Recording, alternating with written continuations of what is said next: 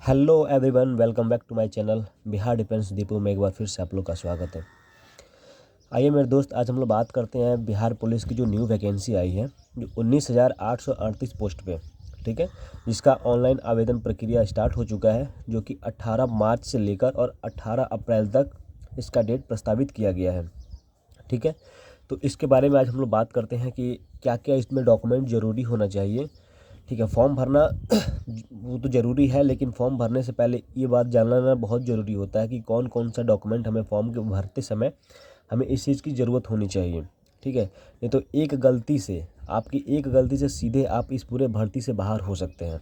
ठीक है, तो आप पहले इन सब बातों को ध्यान से एक बार सुन लीजिए, पढ़ लीजिए, उसके बाद से आप लोग फॉर्म अपना अप्लाई करना शुरू कर दीजिएगा। ठीक है, सबसे पहले मैं बता दूं कि जो भी मेरे भाई जो वीडियो देख रहे हैं, यदि चैनल को सब्सक्राइब नहीं किए हैं तो चैनल को सब्सक्राइब कर लें, बेल आइकन बटन को दबा लीजिए, ताकि बिहार पुलिस से कोई भी रिगार्डिंग कोई भी अपडेट आए तो सबसे पहले मैं आपको सटीक जानकारी दे सकूँ। ठीक है, आइए हम लोग एक एक करके इस सारे बातों पे चर्चा करेंगे। कौन कौन सा डॉक्यूमेंट होना चाहिए, ईडब्ल्यूएस एनसीएल के बारे में बात करना चाहिए कि ईडब्ल्यूएस एनसीएल कब से कब तक का लगेगा। ठीक है, और फॉर्म अप्लाई करने में किन किन बातों पर हमें ध्यान देना चाहिए। ठीक है, किन किन बातों पर ध्यान देना चाहिए, जो कि कुछ ऐसे मिस्टेक होते हैं जो कि चल सकता है, लेकिन कुछ ऐसे भी मिस्टेक्स होते हैं जिनको आप नज़रअंदाज नहीं कर सकते हैं। ठीक है, सीधे आपको भर्ती से बाहर कर देगा। तो उन सब के बारे में आप लोग को एक छोटा सा वीडियो के माध्यम से सोचूं को बता दूं। तो आप लोगों से मेरा एक रिक्वेस्ट होगा कि जो भी मेरे भाई दोस्त अभी फॉर्म भरे नहीं है, एक बार वीडियो को ज़रूर देख लीजिएगा और अपने जितने भी डाउट हैं सारे डाउट को क्लियर करके और फिर आप लोग फॉर्म अप्लाई करना शुरू करिएगा। ठीक है, ऐसा ना हो कि जल्दीबाजी में फॉर्म आप लोग मत भरिएगा, क्योंकि एक महीने का समय है, 18 मार्च से 18 अप्रैल तक एक महीने का प्रस्तावित डेट है। तो जल्दीबाजी करना मेरे हिसाब से ठीक नहीं होगा। आप थोड़ा धैर्य बनाकर पैसेंस से रखिए और आराम से इसको फॉर्म को फिलअप करिएगा। ठीक है, आइए हम लोग बात करते हैं सारी एक एक चर्चा के बारे में। सबसे पहली बात, ईडब्ल्यूएस एनसीएल वाले स्टूडेंट जो भी है, वो उनके मन में एक चर्चा है कि आखिर में ईडब्ल्यूएस हमारा है, एनसीएल है, तो कब से कब तक का लेगा। ठीक है, तो मैं आप लोगों को इस ये डाउट क्लियर कर दूं, बता दूं कि जिनका भी 1 अप्रैल 2024, देखो मैंने यहाँ पर डेट लिख भी दिया है कि 1 अप्रैल 2024, ठीक है, जो भी पिछली साल जो बीता है, 1 अप्रैल 2024 से लेकर और आप 18 मार्च, ठीक है, 18 मार्च या जब आप फॉर्म भर रहे हैं, मान लो 20 मार्च को भर रहे हैं तो उसके पहले का आपके पास होना चाहिए। आप 18 अप्रैल को फॉर्म भर रहे हैं तो उसके पहले का आपको होना चाहिए। मतलब कहने का ये मतलब है कि आप जब फॉर्म फिलअप कर रहे हो, एनसीएल और ईडब्ल्यूएस वाले स्टूडेंट को मैं आपको बता रहा हूँ कि जब आप फॉर्म फिलअप कर रहे हैं तो आप उस समय आपके पास वो डॉक्यूमेंट होना चाहिए। ठीक है, यदि आप 20 तारीख को फॉर्म भर रहे हैं, 20 मार्च को, तो आपके पास 20 मार्च के पहले आपके पास डॉक्यूमेंट होना चाहिए। यदि आप नहीं है तो बनवा लें। यदि आप 18 अप्रैल को लास्ट दिन यदि फॉर्म भर रहे हैं तो आपके पास उस समय से पहले का आपके पास डॉक्यूमेंट वो होना चाहिए, ईडब्ल्यूएस एनसीएल।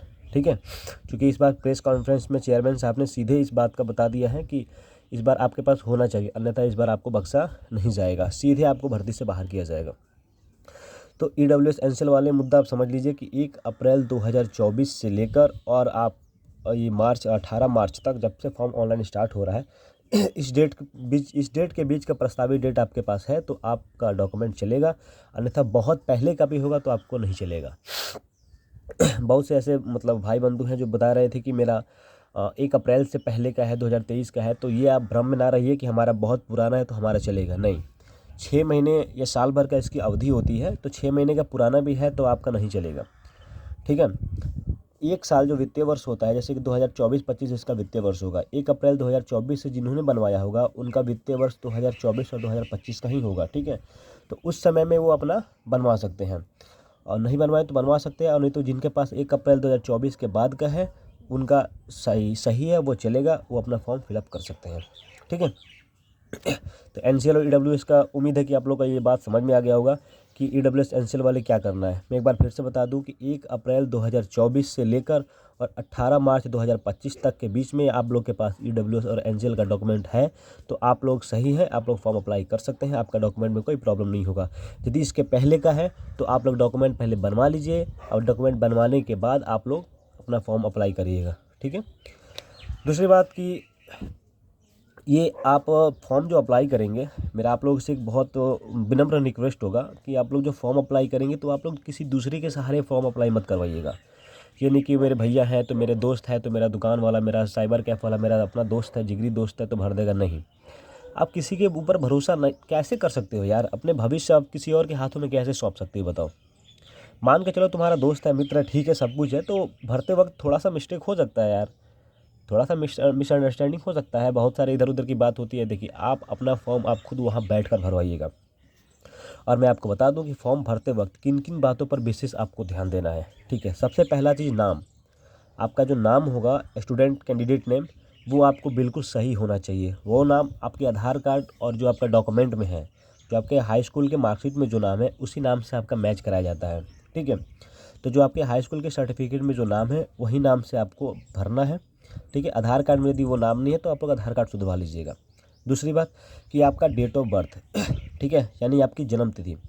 जन्म तिथि भी गलत हुआ तो पूरा का पूरा खेल बिगड़ जाएगा। और कैटेगरी, जैसे कैटेगरी का मतलब आप किस जाति से हो, जैसे कोई जनरल से है, कोई ओबीसी है, कोई एससी है, एसटी है, ईडब्ल्यूएस है, जो आप जिस कास्ट से हो, ठीक है? जनरल वाले ही ईडब्ल्यूएस में आते हैं और ओबीसी वाले ही BC1 BC2 वाले ही एनसीएल में आते हैं। तो आप जिस कैटेगरी में भरना चाहते हैं, आरक्षण का लाभ उठाना चाहते हैं, तो उस हिसाब से अपना कैटेगरी भरिएगा, ठीक है? कैटेगरी में गलत हुआ तो आप पूरा का पूरा आपका खेल खत्म हो जाएगा, बाद में रोने के सिवा आपके पास कुछ नहीं बचेगा। मैं आपको बता दे रहा हूँ फिर से, यदि नाम, डेट ऑफ बर्थ और कैटेगरी आपका यदि तीनों गलत हुआ, तीनों में से कुछ भी गलत हुआ, तो आप सीधे आपको भर्ती से उठाकर बाहर फेंक दिया जाएगा, ठीक है? ये रोने गिलगिलाने और रिक्वेस्ट करने से आपको नहीं रखा जाएगा। बाकी कोई चीज़ है जैसे कि फादर्स नेम, मदर्स नेम, इस चीज़ में एड्रेस, इस सब में थोड़ा-सा गलती है, तो आपको नज़रअंदाज कर दिया जाता है, वो आपका हो जाता है। लेकिन नाम और डेट ऑफ बर्थ और कैटेगरी में आपको बिल्कुल भी नहीं बख्शा जाएगा, ठीक है? मेरी बातों को आप ध्यान से समझिएगा। तो ये है आपका डॉक्यूमेंट बनाते समय, इस चीज़ को आप ध्यान दीजिएगा कि कौन-कौन सा क्या करना है। हाँ, बहुत से बच्चे पूछ रहे थे कि पोस्ट प्रेफ़रेंस पे हम क्या भरें? तो पोस्ट प्रेफ़रेंस में आपका 3 होता है, एक बीसेप होता है, एक डिस्ट्रिक्ट पुलिस होता है और एक अदर यूनिट में होता है। तो जो आप जिसमें चॉइस करते हैं, बहुत से लोग तो डिस्ट्रिक्ट पुलिस चॉइस करता है, कोई बहुत सारे बच्चे होते हैं जो बीसेप चॉइस करते हैं, जिसको समझ में नहीं आता वो अदर यूनिट डाल देता है। तो ये आपके ऊपर है, आप कौन-सा चूज़ करना चाहते हैं। इसमें कोई दिक्कत नहीं, सभी समान है, सब कुछ सही है बस नौकरी हो जाए, सब कुछ सही है। तो ये सब में कोई दिक्कत नहीं, अपना-अपना आप लोग भर लीजिएगा। पोस्ट प्रेफ़रेंस में कुछ भी डाल दीजिए, कोई मतलब नहीं है। लेकिन डॉक्यूमेंट बनवाते समय, फॉर्म अप्लाई करते समय इन सब डॉक्यूमेंटों पर ध्यान दीजिएगा कि आपका ईडब्ल्यूएस एनसीएल का मुद्दा आपका सही होना चाहिए। फॉर्म भरते समय नाम, डेट ऑफ बर्थ, कैटेगरी गलत नहीं होना चाहिए, ठीक है? और अपना आवेदन आप खुद भरवाइएगा, किसी दूसरे के सहारे बस बैठकर मत भरवाइएगा। बहुत से ऐसे बच्चे हैं जो बता रहे थे कि यदि रजिस्ट्रेशन गलत हो जाए तो क्या करें? होता है, जैसे आप मान लीजिए फॉर्म फिलअप कर रहे हो और फॉर्म फिलअप करने के बाद रजिस्ट्रेशन करते हो, रजिस्ट्रेशन करने के बाद बहुत बार ओटीपी नहीं आता आपके मोबाइल नंबर पे, तो आपका रजिस्ट्रेशन नहीं ओटीपी नहीं आने की वजह से आपका फॉर्म आगे की प्रक्रिया स्टार्ट नहीं हो पाती है। या मान लीजिए कुछ रजिस्ट्रेशन हुआ, उसमें आपका डेट ऑफ बर्थ गलत हो गया, या रजिस्ट्रेशन कर दिए और आपका उसमें नाम ही गलत हो गया, तो इस समय में आप उसको ये मत देखिएगा कि हमारा 500-600 रुपये लग गया। आप फिर से नया रजिस्ट्रेशन करवाइएगा, नया मोबाइल नंबर से, ठीक है? उस मोबाइल नंबर से नहीं, आप फिर से किसी दूसरे मोबाइल नंबर से आप रजिस्ट्रेशन करवाइएगा और फिर से सही अपना नाम, डेट ऑफ बर्थ, कैटेगरी और सारी जितने भी डिटेल्स हैं, certificate number, marksheet number, high school का, इंटर का, जो भी डॉक्यूमेंट का प्रोसेस उसमें मांगा जाता है, सारे डॉक्यूमेंट का प्रोसेस आप लोग दीजिएगा, ठीक है? यदि गलत हो गया है रजिस्ट्रेशन में तो रजिस्ट्रेशन को छोड़ दीजिए, नया रजिस्ट्रेशन नया नंबर से करवाइए। कुछ पैसा हालांकि बर्बाद होगा आपका, इसीलिए मैं बोल रहा हूँ कि सावधानी हटी दुर्घटना घटी। आप लोग अपना डॉक्यूमेंट लेकर और साइबर कैफ़े में फॉर्म भरवाने से पहले आप खुद बैठिएगा और फॉर्म जब भी पूरा फिलअप हो जाएगा तो उसको एक बार आप लोग 2 बार बढ़िया से चेक कर लीजिएगा। एक-एक चीज़ स्पेलिंग मिलाकर चेक करिएगा कि हाँ, मेरा जो मैंने डाटा दिया है वो मेरा डाटा सही है या गलत है। सारा डाटा को सही करने के बाद फिर आप उसको आगे के नेक्स्ट प्रोसेस में डालिएगा, ठीक है? तो आप लोग किसी दूसरे के हाथ में अपना भविष्य नहीं सौंपना है, आप लोग खुद जाकर फॉर्म भरिएगा। ईडब्ल्यूएस एनसीएल वाला मैटर उम्मीद है कि आप लोगों को अच्छे से समझ में आ गया होगा कि कब से कब तक का चाहिए। मैं एक बार फिर बता दूं कि 1 अप्रैल 2024 से लेकर और अब तक का, यानी 18 मार्च जब तक आप फॉर्म भर रहे हैं उसके बीच का आपके पास डॉक्यूमेंट होना चाहिए, तो आप सेफ़ हैं। और उसके पहले का है तो आप होंगे बाहर, ठीक है? तो उम्मीद है कि बातों को आप बहुत अच्छी तरीके से समझ गए होंगे। चलिए, वीडियो अच्छा लगा तो लाइक, शेयर, सब्सक्राइब जरूर करिएगा और वीडियो देखने के लिए बहुत बहुत धन्यवाद। जय हिंद।